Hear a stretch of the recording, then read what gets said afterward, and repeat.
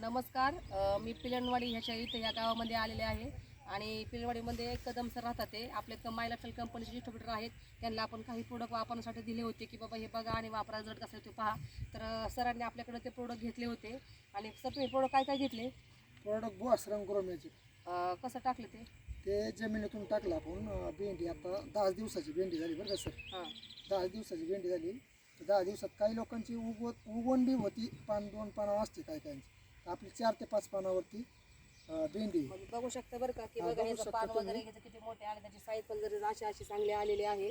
म्हणजे आणि तेच करता करता त्यांनी भोपळा पण रिझल्ट घेतलेला आहे. बघा पाठीमागं भोपळा पण त्यांनी लावलेला आहे. भोपळ्याचं पण बघा 3 दिवस, फक्त 3 दिवसाचा भोपळा येतो. 3 दिवसाची त्याची म्हणजे बीज रोपण केलेलं आहे त्यांनी. 3 दिवसात उगवलं बघा किती छान आहे. 3 दिवसामध्येच खूप छान रिझल्ट आलाय त्याला.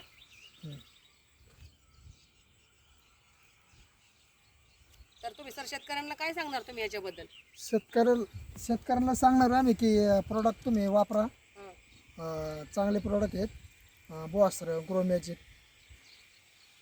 खूप छान रिझल्ट आला. एक दाख्या भेंडीला जवळजवळ किती भेंडी इकडे 3-4 पानावर 4-5 पानावरती गेलेली आहे.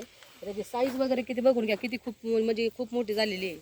तर प्रत्येक शेतकऱ्यांना असं प्रत्येकाला काळाची गरज आहे की प्रत्येक शेतकरी सेंद्रिय शेतीकडे वळायला पाहिजे. खूप छान रिझल्ट आला.